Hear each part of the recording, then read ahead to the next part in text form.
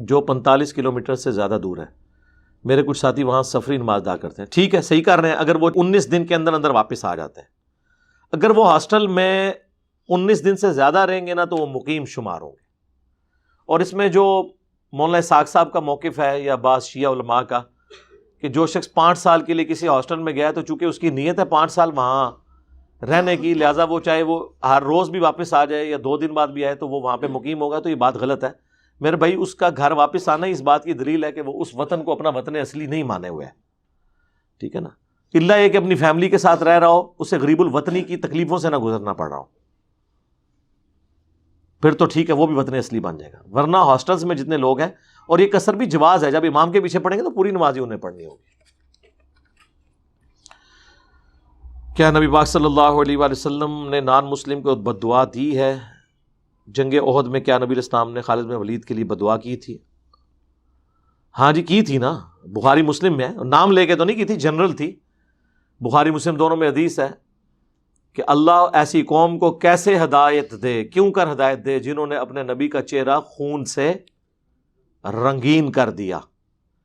تو یہ نبی الاسلام کا یہ بات کرنا ہی بد دعا دینا ہے. لیس لک من الامر شیء، اس پہ نازل ہوا سورہ آل عمران میں. اے نبی آپ کو کوئی اختیار نہیں، اللہ چاہے انہیں ہدایت دے دے، یہ اللہ کا فیصلہ ہے. تو خالد بن ولید کا نام تو نہیں وہاں پہ موجود، لیکن ظاہر ہے وہ دانت خالد بن ولید کی وجہ سے شہید ہوئے. وہ صحیح بخاری میں تفصیلاً ہے کہ وہ جب 50 تیر انداز تھے، اس میں سے صرف 15 وہاں رکے رہے، 35 نے وہ درہ چھوڑ دیا. خالد بن ولید چونکہ کیولری کو لیڈ کر رہے تھے، گھوڑوں والی فوج کے حصے کو، وہ تو ابھی تک جنگ لڑی نہیں تھی، تو انہوں نے دیکھ لیا تو انہوں نے پیچھے سے درے سے آ کے حملہ کیا. تو 70 کے قریب صحابہ بھی شہید ہوئے، نبی علیہ السلام کے دان مبارک بھی شہید ہو گئے. کافروں کو بدوائیں تو دی ہیں نا. بخاری مسلم میں ہے نبی علیہ السلام نے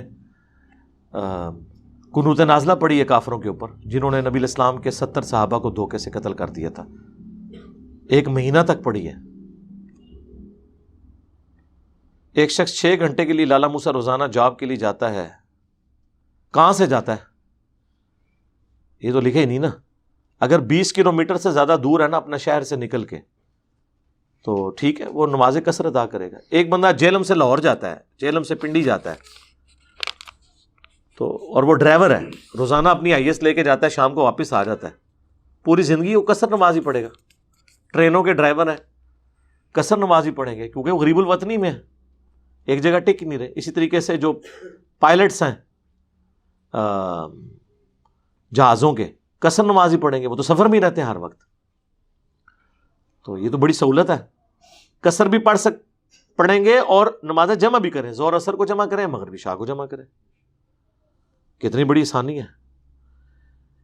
نماز دنیا کا مشکل ترین کام علماء نے بنا دیا ہوا تھا.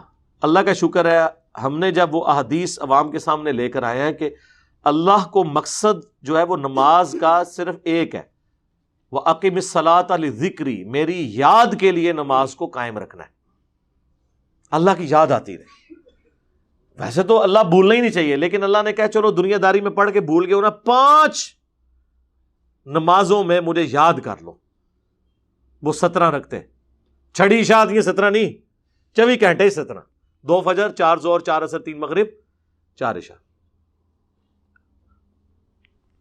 بخاری مسلم دونوں میں حدیث ہے نا. صحیح مسلم میں تفصیل کے ساتھ ہے. ایک سفر کے دوران جب حضرت بلال کی ڈیوٹی لگائی گئی، وہ بھی سو گئے، صبح فجر کے وقت نہیں جگا سکے.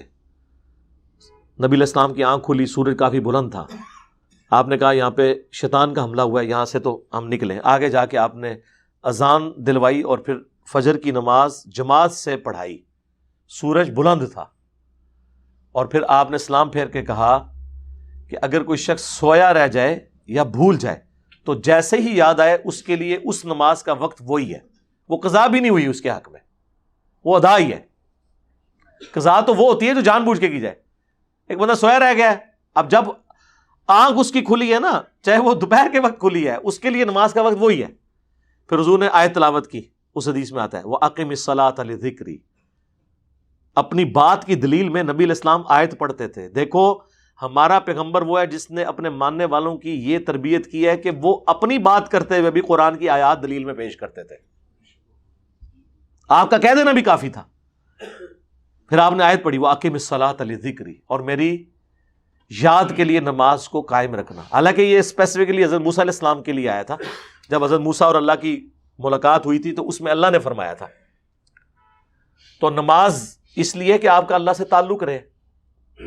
وہ 5 اوقات ہیں اور ان میں بھی اللہ تعالیٰ نے آسانی کر دی کہ 3 اوقات میں بھی وہ 5 نمازیں پڑھی جا سکتی ہیں، لیکن پڑھنی 5 ہیں. فجر کی الگ ہے، ظہر اثر جمع ہو سکتی ہے، مغرب عشاء جمع ہو سکتی ہے.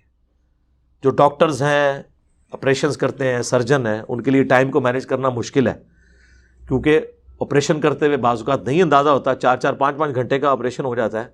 اب ایک ڈاکٹر کو پتا ہے یہ 12:30 میں نے آپریشن شروع کرنا ہے، ہو سکتا ہے میں 8 بجے رات کو فارغ ہوں، تو میرے بھائی 12:20 پہ سب کانٹیننٹ میں لیٹ سے لیٹ بھی زور کا وقت داخل ہو جاتا ہے. 12:20 پہ زور اور اثر کٹھی پڑھ لیں، تسلی سے آپ رات کے 12 بجے تک بے شک آپ آپریشن کرتے رہیں. فجر کا وقت داخل ہونے سے پہلے پہلے آپ کسی بھی وقت مغرب اور عشاء کی نماز جمع کر لیں. اس کی وجہ سے لوگوں نے نمازیں شروع کر دی ہیں، ورنہ نماز تو دنیا کا مشکل ترین کام ہے سب کانٹیننٹ میں پڑھنا. آپ عربیوں کو دیکھیں نا، ان کو نماز کا کوئی وزن ہی نہیں ہوتا، اتنی نارمل وہ نماز پڑھتے ہیں. انہوں نے کبھی نہیں چیک کیا کہ امام کی داڑھی ہے یا نہیں ہے. وہاں پہ داڑھی منڈا بھی آپ دیکھیں، سعودی عرب جہاں سے اسلام نکلا ہے وہاں پہ داڑھی شرط ہی کوئی نہیں امامت کی، وہ ہے بھی نہیں ہے، یہ لوگوں نے خود بنائی ہوئی ہے. داڑھی سے منڈانے سے بڑا گناہ جو ہے جھوٹ بولنا ہے، وہ تو سارے مولوی بول رہے ہیں، ان کے پیچھے آپ نمازیں پڑھ رہے ہیں. امامت کی شرائط میں تو آتا ہی نہیں ہے. امامت کی شرائط میں تو صحیح مسلم میں آیا ہے قرآن کا علم، اس کے بعد سنت کا علم، اس میں ہجرت میں جو سینئر ہے، اس کے بعد جو عمر میں سینئر ہے. 2 اور شرطیں بھی ہیں فقہ حنفی میں، بہت گندی گندی پیڑیاں ترقیاں. انہوں نے پوچھو، کیونکہ یہ تو بزرگان دین اور بڑے بڑے علماء جن کے آپ نام بڑے احترام سے لیتے تھے، اتنی غلیظ باتیں تو انہی کا ہی حوصلہ ہے نا، میں تو نہیں کر سکتا. ٹھیک ہے، تو وہاں پہ آپ دیکھیں گے عربی کبھی نہیں چیک کرتے، داڑھی ہے، فرقہ کون سا ہے، ہاتھ کدھر باندھا ہوا ہے، نہیں باندھا ہوا، اجمی ہے، عربی ہے، جماعت.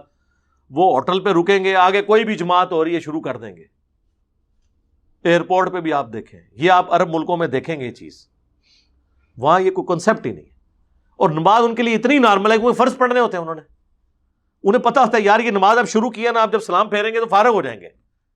لیکن جب ایک انفی گھر سے چلتا ہے اتنا بڑا ٹوکرا لے کے عشاء کی نماز کا، 17 رکعتاں، 4 سنت غیر موقدہ، پھر 4 فرض، پھر 2 سنتاں، پھر 2 نفل، پھر 3 وتر، پھر 2 نفل، تو وہ تو سمجھیں کہ کشمیر فتح کرنے ہی جاتا ہے گھر سے روزانہ.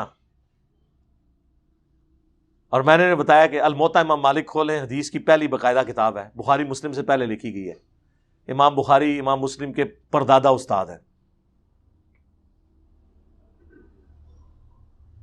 سعد ابن ابی وقاص فاتح ایران کے بارے میں امام مالک نے لکھا ہے کہ وہ پوری زندگی عشاء کی 5 رکعتیں پڑھتے تھے، 4 فرض اور 1 وتر بس. وہ وتر بھی صرف اس لیے کہ وہ تھوڑی تاکیدی سنت ہے، وہ بھی کوئی ضروری نہیں ہے، فرض ہی ہے. سنتا تو ہے ہی کوئی نہیں، یعنی پڑھیں تو ثواب ہے. ہم بھی کوشش کرتے ہیں کہ جتنا مینج کر سکیں پڑھیں، حالانکہ میں جو کام کر رہا ہوں نا میرے پہ بھی سنتے کوئی نہیں ہے. ظاہر ہے کہ میں تو ایک بڑے لیول کا کام کر رہا ہوں نا. میرے سنتیں نوافل پڑھنے سے زیادہ ضروری ہے کسی کو دین سکھانا، دین کے لیے کنٹریبیوٹ کرنا. ہمارے کہنے سے لوگ تو فرض نماز شروع کر رہے ہیں اور اس کے بعد وہ جو کچھ بھی کر رہے ہیں اس کا ثواب ہمیں مل رہا ہے. یہ نفلی باتیں تو ہمارے لیے چھوٹی رہ جائیں گی نا. اب اگر میں جو وہ نفلی باتیں میں زور لگاؤں اور اس کی بجائے میں آپ کو کلپس کے ریفرنسز لگا کے وہ ویڈیوز اپلوڈ نہ ہو سکے جو میرے ان پٹ کے بغیر نہیں ہو سکتی، تو میرے نفلوں کا کیا فائدہ؟ نفل تو دنیا کا کوئی بندہ بھی پڑھ لے گا، میری طرفوں بھی پڑھتے رہیں گے. لوگ پڑھ رہے ہیں تو وہ آٹومیٹکلی میری وجہ سے جنہوں نے نماز شروع کی مجھے ثواب مل رہا ہے، لیکن جو میرا کرنے کا کام ہے وہ تو میں نہیں کرنا ہے نا. تو یہ نہ سمجھیے گا میں یہ کہہ رہا ہوں کہ سنتے نہ پڑھیں. میں آپ کو بتا رہا ہوں کہ سنتیں جو ہیں یہ اضافی نماز ہے. نفل، سنت کا لفظ تو ہے ہی نہیں نا احادیث میں، نفلی نماز. نفل کا مطلب ہی ہے اضافی. یسألونک عن الانفال، مال غنیمت کے بارے میں تم سے پوچھتے ہیں. انفال نفل کی جمع ہے. مال غنیمت کیا ہوتا ہے؟ جنگ میں مال لوٹنا مقصد نہیں ہوتا، مقصد اللہ کے لیے لڑنا ہوتا ہے. اضافی بونس مل جاتا ہے کہ کافر مال چھوڑ کے بھاگ جاتے ہیں، وہ نفل ہوتا ہے. اس کو کیسے تقسیم کرنا ہے؟ نفل کا مطلب ہی اضافی نماز ہے. اور یہ سنت موقدہ غیر موقدہ یہ فقہا نے ٹرم سمجھانے کے لیے کی ہیں. احادیث میں 2 ہی ٹرم ہیں، فرض اور نفل. فرض کون سے ہیں؟ وہ 17 رکھتے ہیں، اور نفل اس کے علاوہ جتنی سنت موقدہ، غیر موقدہ، نوافل، اشراق، چاشت، توابین، تہجد، جتنا ہے یہ سب نفلی نماز ہے۔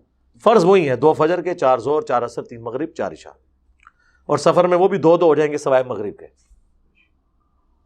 مجبوری میں آپ اپنے سرکمسٹانسز کو دیکھتے ہوئے وہ نمازیں جمع بھی کر سکتے ہیں، اور سفر میں جمع کریں تو پھر 2 فرض جمع کریں گے، ظہر عصر کے بھی، اور مغرب کے 3 اور عشاء کے 2۔ اتنی دین میں آسانی ہے، اللہ کا شکر ہے۔ اللہم انی